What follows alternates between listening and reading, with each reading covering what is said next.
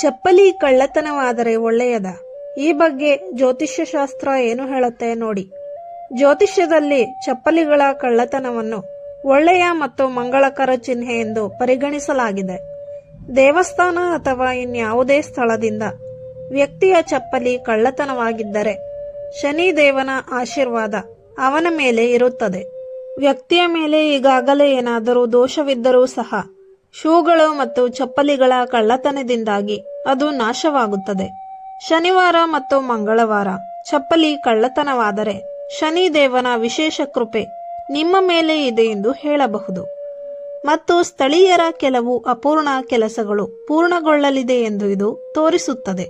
ದೇವಸ್ಥಾನದಿಂದ ಚಪ್ಪಲಿ ಕದಿಯುವುದು ಮಂಗಳಕರ ಎಂದು ಅನೇಕರಿಗೆ ಈಗಾಗಲೇ ತಿಳಿದಿದೆ.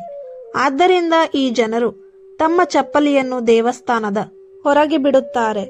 ಅಲ್ಲದೆ ನಿಮ್ಮ ಚಪ್ಪಲಿ ಕಳ್ಳತನವಾದರೆ ಯಾರು ನಿಮ್ಮ ಚಪ್ಪಲಿಯನ್ನು ಕಳ್ಳತನ ಮಾಡಿರುವರೋ ಅವರಿಗೆ ನಮ್ಮ ಕರ್ಮ ಸೇರಿಕೊಳ್ಳುತ್ತದೆ ಎಂಬ ನಂಬಿಕೆ ಇದೆ. ಒಬ್ಬ ವ್ಯಕ್ತಿಯ ಮೇಲೆ ಶನಿದೇವನ ಕೆಟ್ಟ ಸ್ಥಿತಿ ಇದ್ದರೆ ಅವನು ಶನಿವಾರ ಮತ್ತು ಮಂಗಳವಾರದಂದು ಚಪ್ಪಲಿಯನ್ನು ಬಡವರಿಗೆ ದಾನ ಮಾಡಬೇಕು. ಚಪ್ಪಲಿಯೂ ಕೂಡ ನಿಮ್ಮ ಜೀವನವನ್ನು ಬದಲಾಯಿಸಬಹುದು. ನಿಮಗೆ ಗೊತ್ತಾ, ಜ್ಯೋತಿಷ್ಯ ಶಾಸ್ತ್ರದ ಪ್ರಕಾರ ಬೂಟು ಮತ್ತು ಚಪ್ಪಲಿಯನ್ನು ಧರಿಸುವುದು ಶನಿ ಗ್ರಹದ ಮೇಲೆ ಪ್ರಭಾವ ಬೀರುತ್ತದೆ.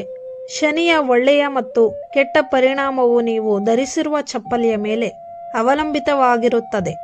ಇನ್ನು ಕನಸಿನಲ್ಲಿ ಚಪ್ಪಲಿ ಕಳ್ಳತನವಾದರೆ ಅದು ಅಪಾಯ ಮತ್ತು ಆರೋಗ್ಯ ಸಮಸ್ಯೆಯ ಸೂಚನೆಯಾಗಿರಬಹುದು.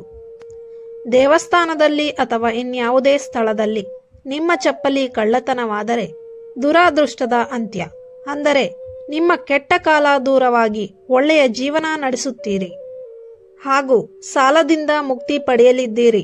ಇದು ಅದೃಷ್ಟದ ಸೂಚನೆಯೂ ಹೌದು ಎಂದು ಜ್ಯೋತಿಷ್ಯ ಶಾಸ್ತ್ರ ಹೇಳುತ್ತದೆ.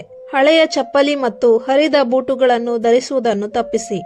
ಇದರಿಂದ ಹೊರಗಿನ ಎಲ್ಲಾ ಕೆಲಸಗಳಿಗೆ ಅಡ್ಡಿಯಾಗುತ್ತದೆ.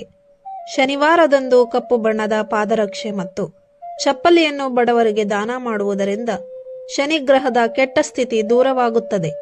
ಸ್ನೇಹಿತರೆ, ಈ ಮಾಹಿತಿ ನಿಮಗೆ ಇಷ್ಟವಾಗಿದ್ದಲ್ಲಿ ತಪ್ಪದೇ ಲೈಕ್ ಮಾಡಿ, ಶೇರ್ ಮಾಡಿ ಮತ್ತು ನಮ್ಮ ಯೂಟ್ಯೂಬ್ ಚಾನಲ್ ಅನ್ನು ಸಬ್ಸ್ಕ್ರೈಬ್ ಮಾಡಿ. ಧನ್ಯವಾದಗಳು.